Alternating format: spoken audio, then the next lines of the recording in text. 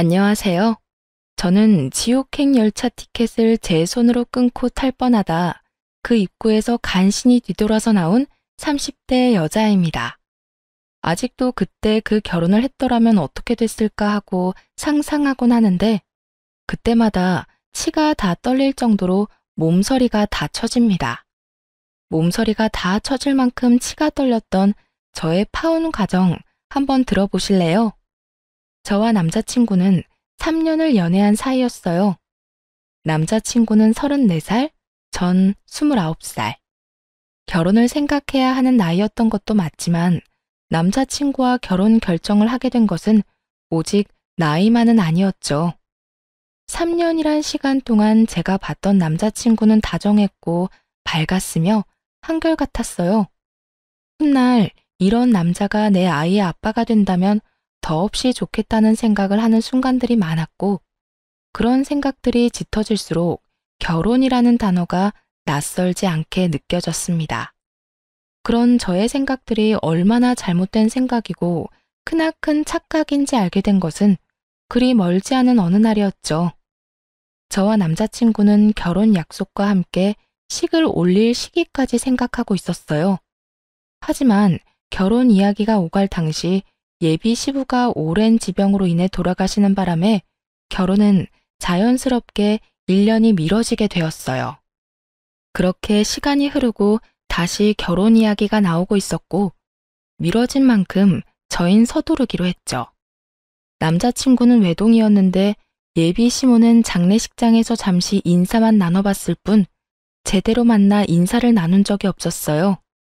상견례를 하기 전 한번 뵙기는 해야 한다는 생각은 가지고 있었는데 그 기회는 생각보다 빨리 찾아왔습니다. 본격적인 결혼 이야기가 오가면서 진지하게 현실적인 부분에 대해 이야기를 나눴어요. 그간 두루뭉술하게 이야기를 나눈 적은 있었지만 이토록 하나부터 열까지 각 잡고 이야기를 나눠본 것은 처음이라 묘한 긴장감이 다 들더군요. 그렇게 시작된 이야기는 가장 중요한 집부터 시작됐어요. 자기랑 나랑 가진 돈으로 집은 어느 정도 해결되지 않을까? 물론 대출은 조금 껴야겠지만 이 정도 대출은 둘이 갚으면 금방일 것 같은데 어때? 괜찮긴 한데 사실은 우리 엄마가 신혼집으로 미리 마련한 집이 있다고 하시더라고. 자기만 괜찮다면 거기는 어때? 아, 정말? 집을 사서 오라는 것도 아니고 사두신 집이 있다는데 뭘 물어. 그냥 감사합니다 하고 들어가서 살면 되지. 그러면 내가 가정가구 마련하면 되지? 남는 돈은 어머니 드리든가 하자. 그러면 일단 집부터 좀 봐야겠네. 분위기도 좀 봐야 하고. 수리할 곳이나 인테리어 필요한 곳 있으면 미리미리 해야 하니까. 아무래도 그렇겠지. 그러면 내가 엄마한테 정확한 위치 물어볼게. 사실 나도 자세히 못 들어서 정확한 위치는 몰라서 말이야. 응. 그러면 저녁에 연락해줘. 그렇게 저흰 집은 미뤄두고 다른 이야기를 나누며 의견을 조율해갔고 생각보다 그 과정은 순조로웠어요. 결혼이 미뤄진 1년 동안 알게 모르게 나눴던 이야기들이 있어서도 그랬고 웬만한 부분은 모두 저에게 맞춰주려 남자친구가 노력한 덕분도 있었죠. 만족스러운 대화를 끝내고 집으로 돌아와 있으니 남자친구에게 연락이 왔고 돌아오는 주말에 예비 시모와 함께 집을 보러 가자더군요. 그렇게 약속된 주말이 왔고 만나기로 한 카페로 갔더니 오기로 한 남자친구는 보이지 않고 남자친구와 똑 닮은 예비 시모만 절 기다리고 있더군요. 어찌나 닮았는지 한 번도 본 적이 없던 예비 시모를 한눈에 알아봤고 예비 시모 역시 저를 사진으로 많이 봤던 터라 저를 보며 미소를 지어 보이더군요. 그렇게 저흰 헤매는 일 없이 서로를 마주하게 되었고 남자친구도 없이 예비 시모와 본격적인 인사를 나누게 되었어요. 그때 장례식장에서 보고 긴가민가 했는데 만나서 반갑네. 사진보다 실물이 훨씬 예쁘구나. 아니에요. 어머님이야말로 너무 아름다우신걸요? 어쩌면 이렇게 동안이세요? 저 깜짝 놀랐어요. 고마워. 아, 우리 아들은 회사에서 갑자기 연락이 와서 급히 나가더라고. 워낙 정신없이 나가길래 내가 너 만나면 이야기 전해줄 테니 여긴 신경 쓰지 말고 우선 급한 일이나 처리하라고 했어. 그러니 연락 안 줬다고 섭섭해하지 말고. 아, 그럼요. 그럴 수도 있죠. 이렇게 칭찬으로 말문에 포문을 연 저희는 분위기를 좋게 이어나가려고 했지만 이따금씩 찾아오는 정막은 어쩔 수 없더군요. 또다시 찾아온 정막에 마른 침만 삼킬 때쯤 예비 시모는 곧잘 마시던 커피를 내려놓더니 먼저 말을 꺼내더군요. 이야기 다 들었지? 집은 그렇게 하기로 했고 가정가구는 알아서 준비하면 될 것 같아. 그리고 번거로운 절차나 형식은 다 생략했으면 하는데 괜찮지? 아들한테 들으니 요즘엔 그렇게 하는 게 트렌드라고 해서 말이야. 조금 의아했어요. 다 생략하는 게 좋겠다고 생각은 했지만 남자친구의 말론 아무래도 자신이 외동이라 엄마가 제대로 격식 차리고 싶어 할 수도 있다는 이야기를 들었던지라 그렇게 하는 것도 나쁘진 않겠다고 생각했거든요. 그런데 그런 예비 시모의 입에서 생략하자는 말이 나오니 의아할 수밖에요. 제가 의아함을 감추지 못하고 있으니 시모는 오해를 했는지 이런 말까지 하기 시작했어요. 아, 혹시 혼수가 부담스러우면 정말 최소한으로 꼭 필요한 것만 채워 넣어도 되니 너무 부담 가지지 마라. 살면서 필요한 게 있다 싶으면 내가 채워줄 테니. 아, 아니에요. 저도 그간 모은 돈이 있어서 그 정도는 충분히 할 수 있어요. 마음만으로도 감사해요. 전 손사래까지 치며 아니라고 했고 예비 시모는 그런 저를 보며 인자한 미소를 보였어요. 그 후로도 많은 대화를 나눴고 전 생각보다는 예비 시모가 괜찮은 분 같다는 생각을 하며 신혼집으로 향하게 되었죠. 그런데 신혼집에 가까워지면 질수록 참 이상하더군요. 분명 남자친구와 제가 살게 될 신혼집으로 간다고 들었는데 예비 시모의 차는 남자친구의 집을 향해 달리고 있었으니까요. 이윽고 예비 시모의 차가 멈춰선 곳은 다름 아닌 익숙한 아파트의 지하 주차장이었어요. 제가 매번 남자친구를 기다렸던 아파트 입구였죠. 3,000세대가 넘는 아파트였는데 심지어 그 집과 같은 동에 살게 된다는 걸 깨달았을 땐 이게 무슨 상황인가 싶더군요. 일단 전 아무 말도 하지 않고 엘리베이터에 몸을 실었고 엘리베이터가 같은 층에 멈춰섰을 땐 당혹스러움을 감출 길이 없었습니다.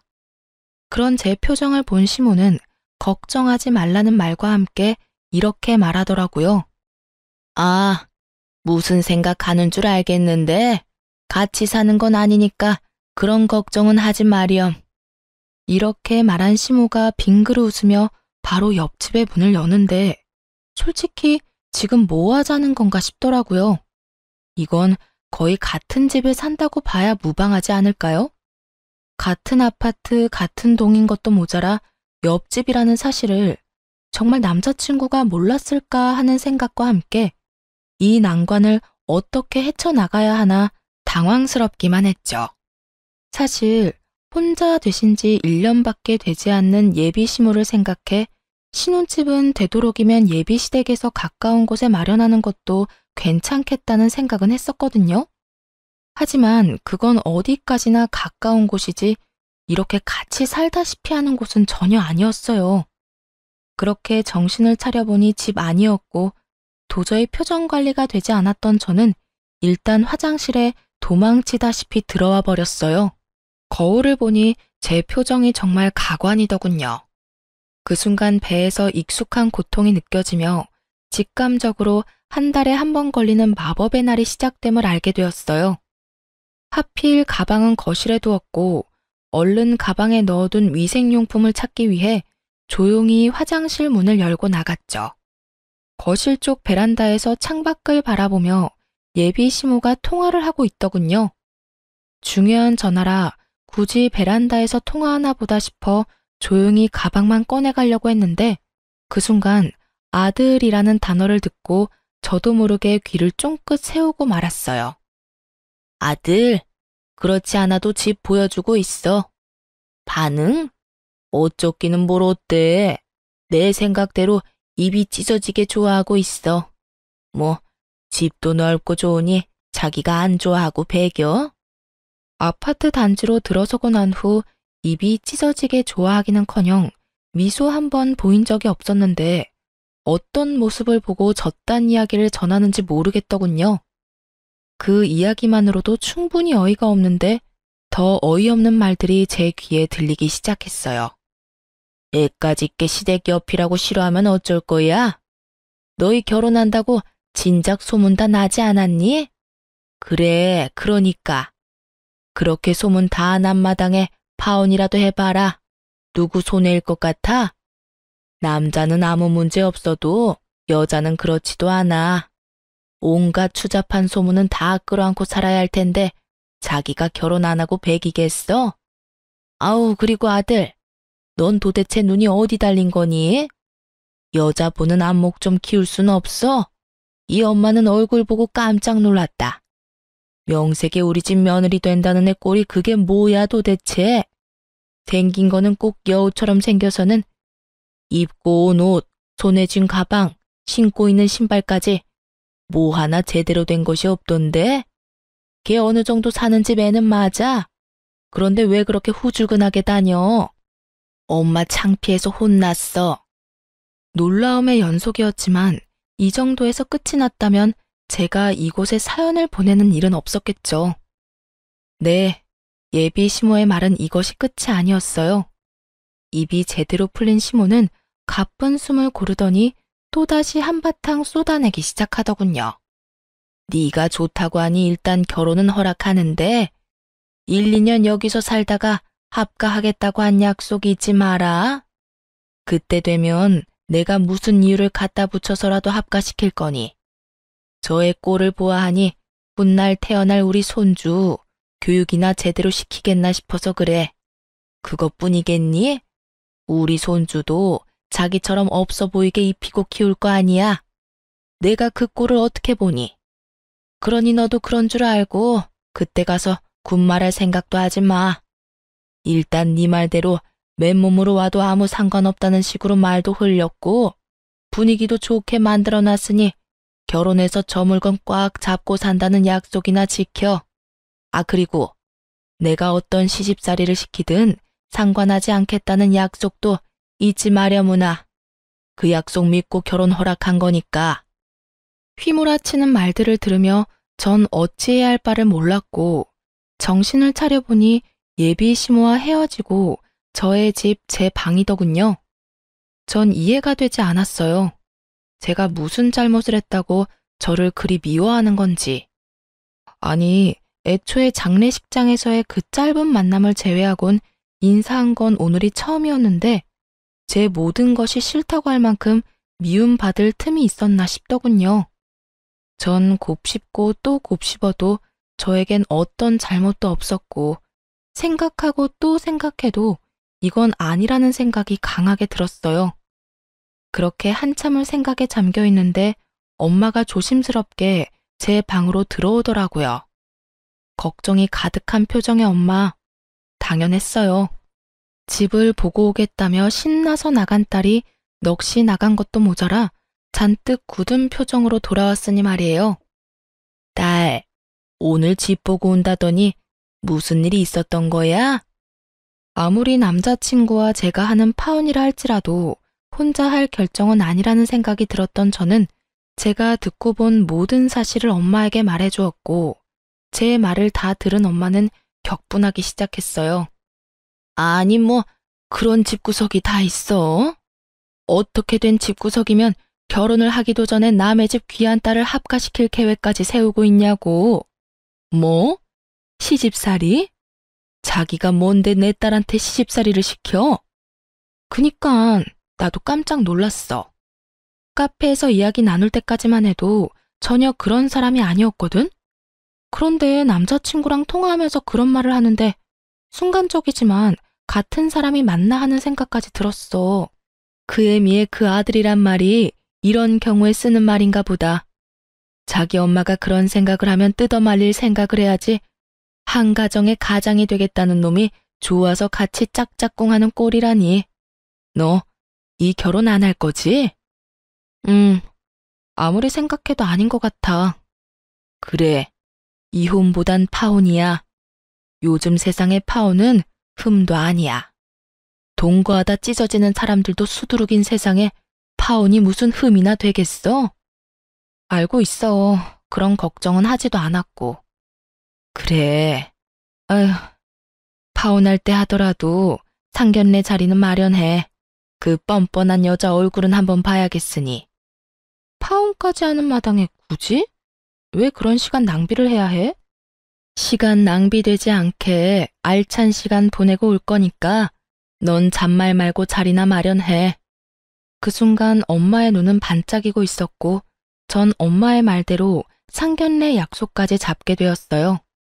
상견례 날이 다가오고 모든 사실을 전해들은 아빠가 역정을 내며 그 집구석 박살을 내버리겠다고 한바탕 난리가 났더랬죠. 딸바보 아빠가 제 앞에서 그렇게 화낸 걸 본 적이 없었는데 엄마의 눈빛에 다시 순한 양이 되어선 엄마와 저만 상견례 자리로 향하게 되었죠. 아빠가 참석하지 않은 사실을 당일에야 알게 된 예비 시모는 눈에 보일 정도로 인상을 찌푸리고 있었지만 그 온화한 말투는 잃지 않고 있더군요. 엄마는 예비 시모의 모든 말들을 건성으로 대답한 채 주문을 했고 주문을 마친 엄마는 준비한 말들을 쏟아내기 시작했어요. 애들 신혼집 이야기는 들었습니다만 제 생각엔 34평은 좀 작은 것 같네요. 그러지 말고 이렇게 하는 건 어떨까요? 저희도 놀고 있는 집이 한 채 있는데 그 집에서 애들 시작하게 하는 걸로요. 엄마는 손을 닦고 있던 물수건을 내려놓으며 말했고 시모는 당황한 듯 눈썹을 들썩이며 답을 하더군요. 예? 34평이면 둘이 살기엔 부족함이 없을 텐데요. 아니 평수는 떠나서 위치도 좋고 집값도 꽤 나가는 곳이라 미리 받아두면 애들 앞으로 사는데도 도움이 될 겁니다. 그러니 집은 원래 계획대로 하는 게 좋을 것 같네요. 그런 거라면 걱정하지 않으셔도 되는 게 저희가 가지고 있는 집도 가격은 만만치 않아서요. 위치가 어디쯤인가요? 아시죠? 땡땡동의 땡땡땡 아파트. 거기 50평대라 살기는 더 좋을 거예요. 위치가 더 좋은 건 물론이고요. 이 정도는 돼야 애들 앞날에 도움 정도는 되지 않을까요? 누가 봐도 제 말이 맞을 텐데요. 엄마는 작정을 한 듯 눈 한 번 피하지 않고 예비 시모의 말에 대응하고 나섰고 예비 시모는 이런 상황은 전혀 예상하지 못한 듯 차가운 물만 마시고 있더군요. 어느 아파트인지 들은 남자친구가 적잖게 당황한 듯 말까지 더듬기 시작했죠. 거기 혹시 미연이가 지금 사는 곳 아니에요? 왜 아니야? 맞아. 내가 말한 노는 집이 사실은 우리 집 위층이야. 층간소음 때문에 고생 꽤 했었는데 윗집 이사 간다는 소식 듣고 그냥 사버렸거든. 와봤으니 알 테지만 전망도 좋고 교통편도 좋고 여러모로 지금 계획하고 있는 집보단 낫지 않겠어? 그래요. 엄마가 말한 빈집은 저희 집 위층으로 엄마의 말대로 꽤 긴 시간 층간소음으로 고생을 하고 있었는데 윗집이 나간다는 소식과 함께 그냥 그 집을 사버렸던 것이었습니다. 그 당시 집에 여윳돈이 있기도 했고 그땐 집값이 지금처럼 비싸진 않았던 터라 부담이 되긴 했어도 큰 고민 없이 내린 결정이었죠. 그 뒤론 세입자를 가려가며 받고 있었고요. 엄마의 말이 끝나자 남자친구는 다시 입을 다물어 버렸고 예비 시모는 목에 핏대까지 세우며 엄마에게 따지고 들더라고요. 그건 완전 처가살이와 마찬가지 아닌가요? 제 아들이 뭐가 모자라서 처가살이를 해야 하는 건가요? 왜 우리 귀한 외동아들이 처가살이를 해야 하냐고요? 목에 핏대까지 세우며 노발대발하는 예비 시모와는 달리 엄마는 무서울 정도로 평정심을 유지하며 말을 했어요. 자식이 하나든 둘이든 기약인 매 한 가지인데 왜 우리 딸은 그딴 집에서 살게 하려고 했나요? 시집살이나 다름없는 그딴 집에서 말이지요. 엄마의 말에 예비 시모는 코웃음을 치며 이렇게 말하더군요. 그거야 남자하고 여자하고 같나요? 여자는 시집 오면 죽어서도 시댁 귀신인데 당연히 시댁 가까이 있어야 하는 거 아닌가요? 그리고 양가 부모님 다 계시는 그쪽 상황과는 달리 전 작년에 애 아빠도 떠나보내고 저 혼잔데 그 정도 욕심 정도는 좋게 봐주실 수도 있잖아요. 예비 시모는 말이 끝나자 남자친구는 머리를 긁적이며 자기 엄마 편을 들고 나서더라고요. 그래요, 장모님. 아버지 돌아가신 지도 얼마 안 돼서 한동안은 제가 가까이에서 지내고 싶어요. 그러니 조금만 이해 부탁드립니다. 제가 장모님 소중한 딸 귀히 여기고 아끼며 잘 살겠습니다. 귀히 여긴다는 말을 듣고 있는데 저도 모르게 피식 웃음이 터져나오고 말았어요. 귀히 여겨? 한동안? 너는 한동안이 한평생이야? 1, 2년만 살다가 너희 집으로 합가할 거란 말은 왜 쏙 빼? 내가 싫든 좋든 무조건 합가할 계획까지 다 세웠잖아. 그게 무슨 말이야? 합가라니. 그런 계획은 세운 적도 없고 생각해 본 적도 없어. 뻔히 다 알고 있는데 절대 아니라고 발뺌을 해대는 남자친구를 향해 무서운 표정을 한 엄마가 또박또박 큰 소리로 말했어요. 절대 아니라고 하니 우리가 말하는 집에 들어와서 살아도 상관없지.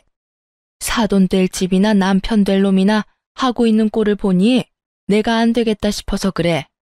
가진 건 쥐뿔도 없으면서 거치장 하는 데만 정신이 팔려서는 내가 딱 보아하니 지방 거덜내는 건 시간 문제일 것 같아서 그래. 아, 그리고 앞으로 태어날 손주도 걱정이지. 그딴 집에서 애 교육이나 똑바로 하겠어? 아무래도 걱정되어서 내가 옆에다 끼고 키워야지 원. 둘은 익숙한 말을 그대로 돌려받은 후에야 비로소 그때 제가 듣고 있었단 걸 눈치챘더라고요. 남자친구는 안절부절 못하고 제 눈치를 살피는 반면 시모는 붉어진 얼굴로 저를 쏘아보며 묻더군요. 다 들었던 거니? 네, 공교롭게도 다 들어버렸네요. 시집살이를 호되게 시킨다는 말까지 다 들어버렸는데 어쩌죠? 전 추호도 그 호되다는 시집살이를 당해줄 생각 따위는 없어서요. 이 음흉한 년, 어디서 보고 배운 것 없이 남의 통 하나 엿들어? 하여튼 이래서 가정교육이 중요하다니까. 예비 시모는 욕설까지 섞으며 저에게 화를 내기 시작했고 그런 모습을 그냥 두고 보고만 있을 저희 엄마가 아니었습니다. 생긴 대로 논다더니 천박하게 생겨서는 말하는 꼴도 생긴 그대로네. 어디서 년자를 입에 올려? 뭐? 천박? 너 말 다 했어? 난 더는 당신 같은 천박한 사람이랑 말 섞고 싶지 않은데 어쩌지? 너 이제 어떻게 할 거야? 내 딸이랑 결혼할 거야 말 거야? 엄마는 궁시렁대고 있는 예비 시모를 무시한 채 남자친구에게 물었고 우물쭈물 눈치만 살피던 남자친구는 고개를 푹 숙인 채 이렇게 말하더군요. 장모님 뜻에 따르겠습니다. 예상치 못한 답변에 예비 시모와 저는 놀라 남자친구를 바라보고 있는데 엄마는 이런 답을 예상했다는 듯 피식하고 웃어버리시더라고요. 놀란 것도 잠시 예비 시모는 남자친구를 붙잡고 닥달하기 시작했고 남자친구는 여전히 고개조차 들지 못하고 있었어요. 네가 어떻게 그런 결정을 내릴 수가 있어? 네가 어떻게 나한테 이럴 수가 있냐고? 그러면 어떻게 해? 엄마한텐 미안하지만 나 미연이 정말 많이 사랑한다는 말이야. 이 결혼 꼭 하고 싶어. 그러니까 엄마가 이해 좀 해줘. 미안해. 상황은 흥미롭게 흘러갔고 엄마는 여전히 얼굴에 미소를 띠며 저에게 결정권을 넘겨주더군요. 미연아, 이제 네가 결정해. 네 남자친구는 자기 엄마를 등지는 한이 있어도 너랑 결혼은 하겠다는데 넌 어떻게 하고 싶어? 그제야 엄마의 알찬 시간을 보내게 해주겠다는 말이 이해가 되며 제 얼굴에도 미소가 걸리더군요. 전 엄마와 마찬가지로 얼굴에 미소를 띠며 주저없이 대답했어요. 파혼하고 싶어. 난 저 인간이랑 결혼할 생각 전혀 없어. 내가 미쳤어? 지옥길이 분명한데. 알면서도 발을 담그게? 진심이었습니다. 그 당시 두 얼굴을 가진 예비 시모도 싫었지만 사실 제일 괘씸한 건 남자친구였거든요.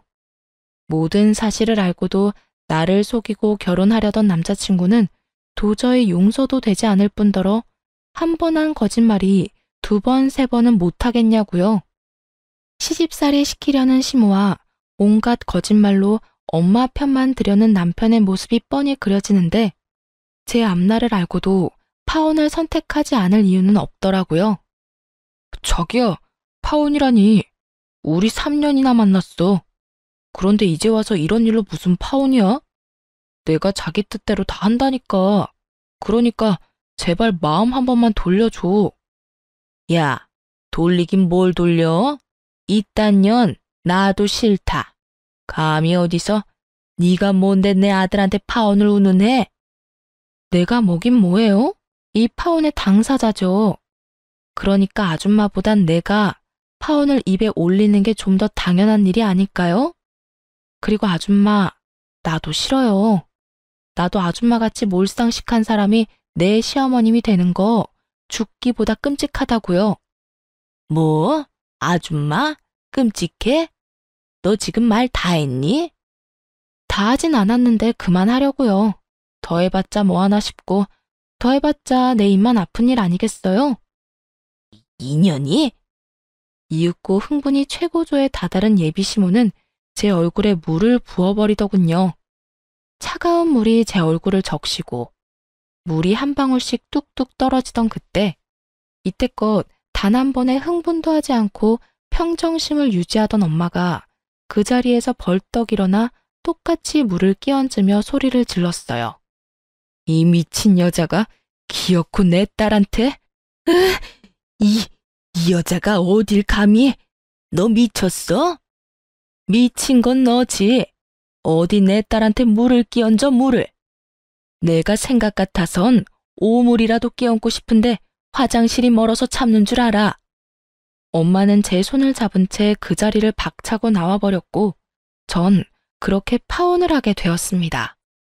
그 뒤로 남자친구였던 인간에게서 가끔 자니? 라는 소름 끼치는 연락이 오곤 했지만 그 연락이 2번이 넘어갈 무렵 차단을 함으로써 연락은 오지 않았죠. 그 대신 그놈이 집으로 찾아오기 시작하더라고요. 대꾸도 하지 않으면 찾아오지 않겠거니 했는데 끈질긴 전 남자친구 놈은 하루 이틀도 아닌 일주일을 찾아오더군요. 그쯤 되자 지긋지긋한 것을 넘어 미칠 지경이더라고요. 1초도 마주하고 싶지 않은 인간이 하루 중 제일 기쁜 저의 퇴근길을 망치고 있었으니까요. 일주일을 넘기던 날, 전 이대로는 안 된다는 생각이 들었고, 제 팔을 붙잡고 매달리는 전 남자친구를 마지막으로 상대해 주기로 결심했죠. 할 말 있으면 빨리 해. 나 피곤하니까. 미연아, 드디어 내가 보이는 거야? 나한테 다시 기회 주는 거야? 기회를 주는 게 아니라 다신 찾아오지 말라고 마지막으로 들어주는 거야. 그러니 할 말 있으면 빨리 해. 미연아, 우리 정말 이렇게 헤어질 거야? 정말 이대로 끝낼 거야? 그러니까 제발 찾아오지 마. 부탁이야. 그 순간 갑자기 무릎까지 꿇고 애걸복걸하며 지저분하게 굴더라고요. 그래서 저는 당장 그 사람 엄마에게 전화를 걸었어요. 어머, 네가 웬일이니? 나한테 전화를 다 하고. 행여나 잘못했다고 빌 생각이면 하지 말거라. 네가 이제 와서 울고불고 빈다 해도 난 너 받아줄 생각 없다. 저도 그럴 생각은 없고요. 얼른 와서 그 잘난 아들 좀 데리고 가세요. 어딘지는 알죠? 일주일을 넘게 와서 무릎까지 꿇고 울고불고 비는데 정말 미칠 지경이라고요. 저의 말에 전화를 끊어버리고는 정말 비행기라도 타고 온 것인지 순식간에 모습을 드러내더군요. 너 당장 못 일어나? 이게 도대체 무슨 꼴이야? 네가 뭐가 부족해서 이딴 애한테 무릎까지 꿇어? 무슨 소리를 하든 전 남자친구는 미동도 없이 앉아 있었고 이윽고 아줌마의 비난은 저를 향하고 있었어요. 네 년 때문이야. 내 아들이 이렇게 망가진 건 다 네 년 때문이라고. 제가 정말 단 하나도 이해가 되지 않아서 그러는데 왜 이 모든 게 내 탓이 되는 걸까요? 내가 이 사람 불렀어요? 내가 이 사람 강제로 무릎이라도 꿇렸어요? 난요, 연락 받는 것도 싫어서 차단까지 했는데 직접 그것도 일주일씩이나 찾아와서 구질구질하게 매달린 건 이 사람이라고요. 인연이 오늘 너 죽고 나 죽자. 내가 너 오늘 가만 안 둘 거야. 온갖 고상이란 고상은 다 떨어대던 전 예비시모는 고함을 지르며 제 머리채를 휘어잡았고 파혼도 했겠다. 더는 참고 있을 필요가 없었던 저 역시 인정사정 없이 그 머리채를 잡아버렸어요. 개판도 그런 개판이 없었죠. 딸뻘 되는 제 머리채를 잡은 아줌마나 엄마뻘 되는 아줌마의 머리채를 잡은 저나 남들이 보기엔 독인 개긴인 상황이었습니다. 몸으로 번져버린 저희의 싸움에 전 남자친구가 일어나 말려봤지만 흥분한 두 여자를 뜯어내기엔 역부족이었고 계속된 싸움에 결국 집에 있던 엄마까지 뛰어나오게 되었어요. 엄마의 목소리가 들리자 저는 그 아줌마의 손을 확 꺾어버리며 바닥으로 밀쳐버렸어요. 그 순간 엄마가 고이 들고 온 양동이를 두 사람에게 붓고는 이렇게 말했어요. 내가 경고했지? 오물을 뿌리고 싶은 걸 겨우 참고 있었다고. 그 양동이는 저희 집 강아지가 싼 소변 패드를 푹 담아놓은 오물이었어요. 엄마는 결국 바라던 대로 오물을 두 사람에게 끼얹어 버렸고 오물을 뒤집어 쓰게 된 두 사람은 고함을 지르더군요. 이게 뭐야? 엄마, 이거 오줌 찌른 애 아니야? 왜 아니야? 이 여자가 진짜 미쳤나? 왜 사람한테 오줌물을 뿌려? 두 사람의 표정과는 상반되게 엄마는 승리에 취한 표정을 짓고 있었고 제 손을 꽉 잡으며 이렇게 말하더군요. 그러게, 왜 찾아와서 이 난리야? 내 딸이 싫다는 말 못 들었어? 내 딸이 우스워? 네 딸이 얼마나 질질 흘리고 다녔으면 내 아들이 이랬겠어. 앞으로 딸 관리 좀 잘하란 말이야. 이런 일 없게. 이 무슨 억지스러운 말인지 모르겠더군요. 투명인간 취급을 해도 찾아와서 귀찮게 군 인간이 누군데 저딴 말을 짓거리는 건지. 입으로 나온다고 해서 다 말이 아니란 걸 그날 처음 알았지 뭐예요?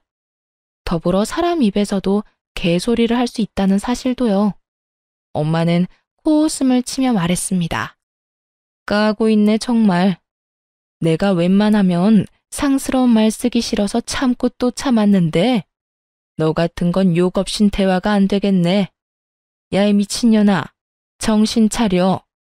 내 딸이 흘린 게 아니라 네 아들이 내 딸 못 잊어서 미쳐 날뛰는 거야. 알겠어? 그러니까 네 아들 다리 몽둥이를 꺾어버리든 누나를 뽑아버리든 그건 알아서 하고 불구를 만들어서라도 우리 눈앞에 보이지 않게 해. 다시 한번 내 딸 앞에 얼씬거리는 날엔 경찰에 신고할 테니 그런 줄 알아.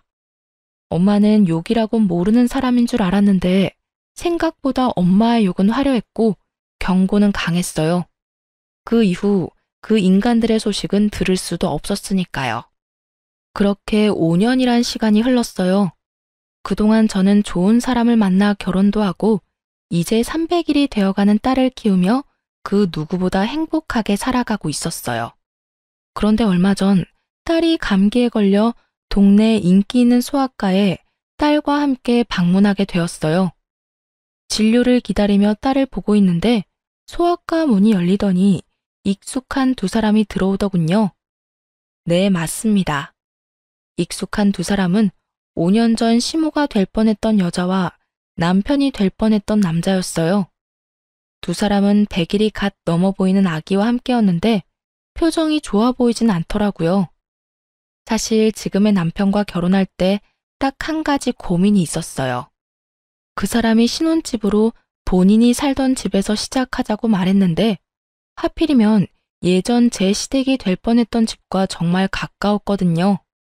하지만 설마 마주칠까 하는 마음이 있기도 했고 마주친다 한들 이미 끝난 사이인데 무슨 상관이냐 싶어 고민 끝에 그냥 살기로 한 것이었는데 다른 곳도 아닌 소아과에서 마주칠 줄은 꿈에도 몰랐던 거죠. 두 사람은 저를 발견하지 못한 듯 서로에게 언성을 높이며 대화를 하고 있더라고요. 이게 뭐야? 일도 제대로 못하고.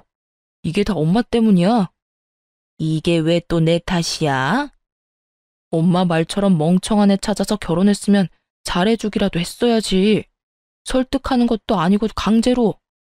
그것도 애 낳자마자 합가라니 나 같아도 싫겠다고. 거기에다 출산한다고 몸도 성치 않는 사람 그렇게 쥐잡듯이 잡으니 걔가 안 도망가고 버텨? 나라고 그럴 줄 알았겠니? 애도 낳았겠다. 애 위해서라도 참고 살 줄 알았더니 그리고 말은 바로 해라. 멍청하기는.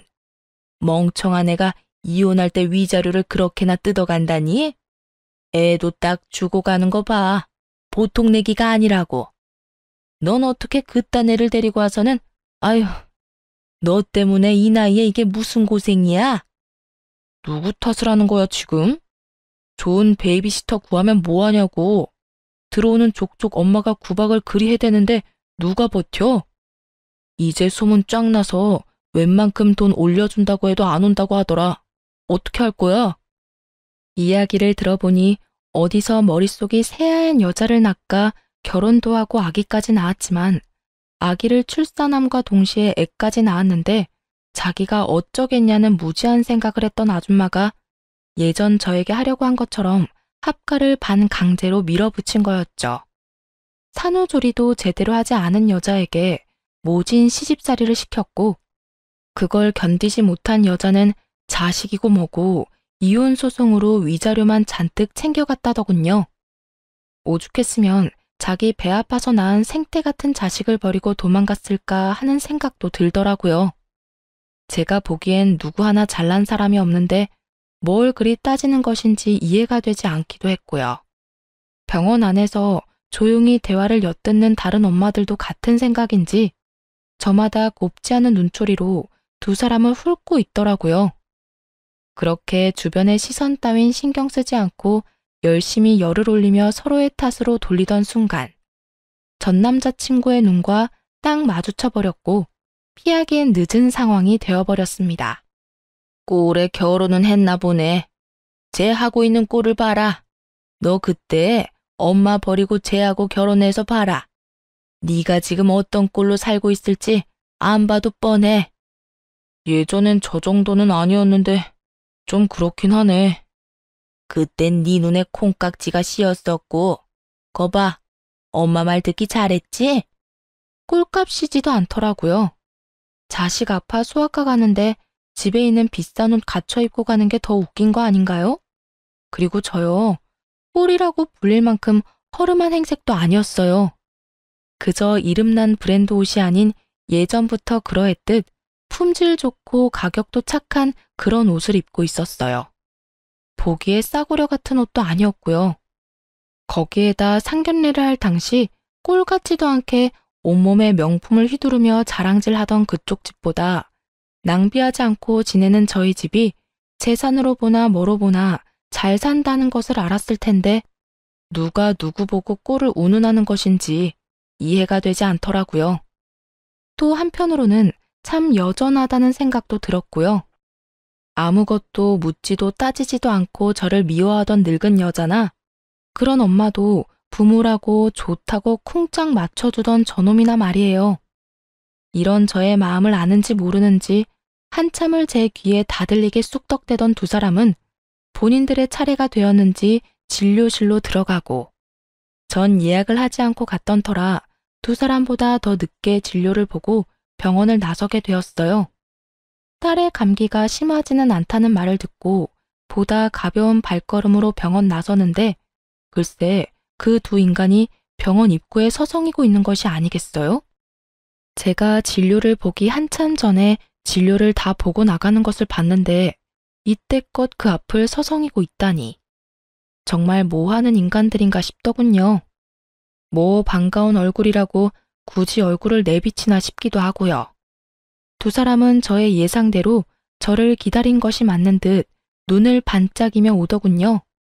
그리곤 아직 하고 싶은 말이 남았는지 쉬지 않고 제 험담을 하기 시작했어요. 쟤 어떤 집에 시집 갔는지 뻔하다 뻔해. 보나마나 별 볼 일 없는 집에 시집 갔겠지. 제 성격도 성격이지만 그 정신 나간 여편네 고약한 성격에 어디 제정신 박힌 남자가 장가 왔겠어? 어디 멍청한 놈 하나 물어서 결혼했을 거야. 하긴 제 사귈 때도 성깔 보통 아니었어. 그나저나 같은 남자로서 제 남편 불쌍하네. 어쩌다 저런 애랑 결혼해서 애까지 낳았으니 이제 끝이지 뭐. 한평생 마누라 눈치도 모자라서 처가 눈치나 보고 살겠네.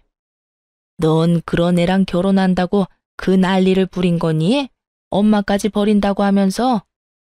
에이 엄마, 그래서 결국 안 하고 엄마 곁으로 왔잖아.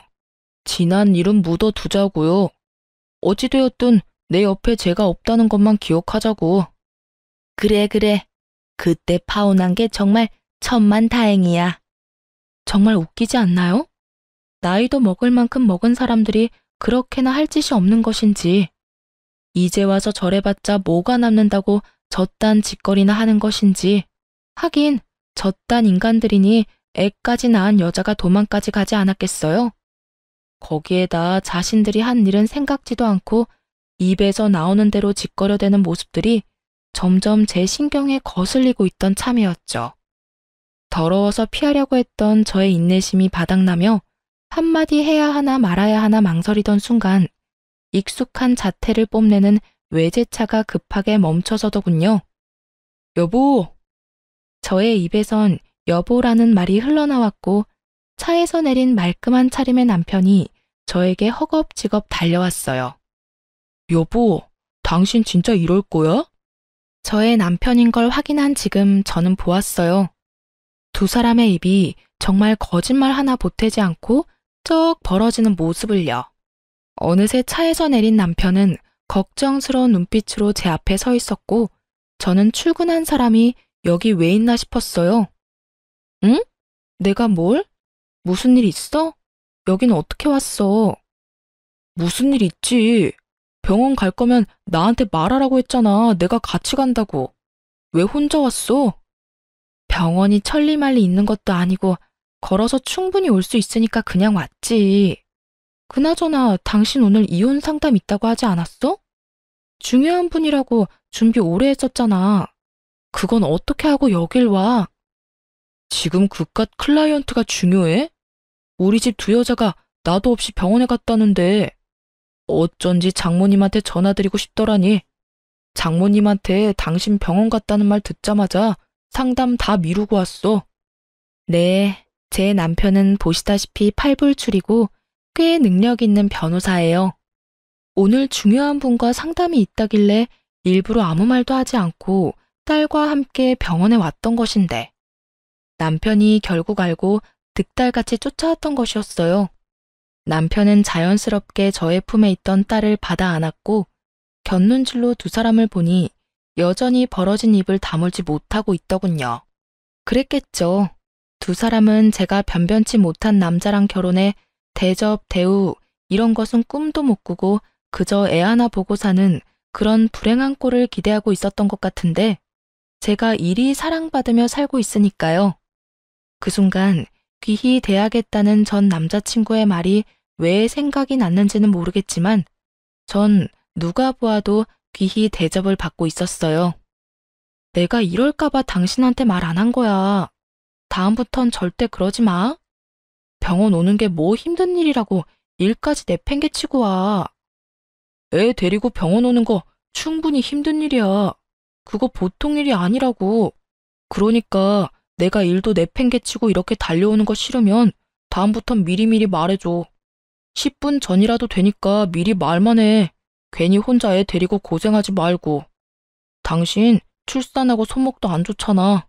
그래서 걱정이 너무 돼서 그래. 남편은 제 손을 잡고 흔들며 애교를 부렸고 전 하는 수 없이 웃고야 말았죠. 제가 웃으니 남편도 방긋 웃어 보였고 저에게 이제 차에 타라는 듯 자연스럽게 뒷문을 열어주었어요. 전 누구보다 자연스럽게 그 차에 쏙 타버렸고요. 그 순간 두 사람의 표정이 어땠는 줄 아세요? 믿을 수 없다는 눈빛과 함께 절망적인 표정을 짓고 있더라고요. 품에 안은 아기는 쉴 새 없이 울고 있었고요. 그 순간 제 마음에 통쾌함이 가득했다면 제 심보가 너무 고약한 걸까요? 남들 생각이 어떻든 전 그 순간 참 통쾌했어요. 그렇게 사람 면전에 두고 온갖 무시와 핀잔을 해대더니 실상은 전 이렇게 사랑받고 있고 입이 마르도록 욕하던 그 꼴이 자신들이 처한 꼴이었으니까요. 그렇게 차에 탄 제가 통쾌함에 미소 짓고 있는데 남편이 차에 타려고 문을 열며 이렇게 외치더라고요. 안 되겠어. 우리 당장 차 한 대 더 사자. 당신 타고 다닐 차 있어야겠어. 아니면 이 차 줄까? 이 차 탈래? 이렇게 저의 팔불출 남편은 자신도 모르는 사이에 저의 복수의 마침표를 찍어주었어요. 전 이런 팔불출 남편과 아주 행복하게 잘 살고 있습니다. 남편은 앞서 말했듯이 저에게 다정하고 혹여나 제 손에 가시라도 박히는 날엔 저보다 더 아파해주는 그런 남자예요. 이런 남편이 무엇보다 좋았던 것이 있었는데요.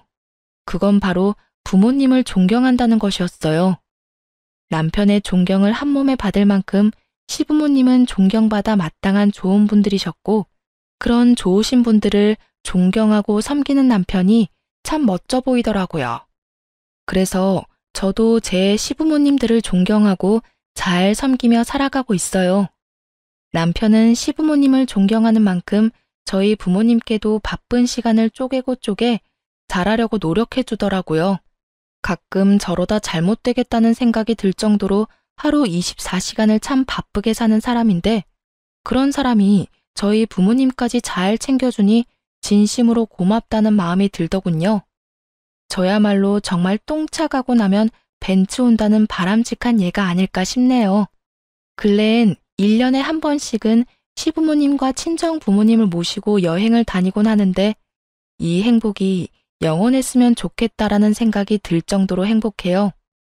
혹시나 저처럼 결혼을 앞두고 이건 아니라는 생각으로 결혼을 망설이고 계신 분들께 말씀드리고 싶어요. 모든 사람이 나와 퍼즐 맞추듯 맞춰질 순 없더라도 최소한 나와 맞춰지려고 노력은 해야 답이 있지 않겠어요? 전 도저히 맞춰지지 않는 사람이 시어머니가 될 뻔했던 사람이고 그렇기에 파혼을 하고 지금껏 이 선택을 후회하지 않습니다. 해볼 때까지 해봐야 후회가 없다는 말도 있던데 그 말도 틀린 말도 아니죠. 하지만 저처럼 굳이 구렁텅이란 걸 뻔히 알면서 내 발 더럽혀가면서까지 그 구렁텅이에 발을 담가볼 필요가 있을까요? 선택은 그 갈림길에 서 있는 분들의 몫이겠지만 저로서는 고개가 내저어지네요. 하여튼 모든 분들이 현명한 선택을 하시길 바라며 저의 긴 사연 들어주신 모든 분 감사합니다. 좋은 하루 되세요.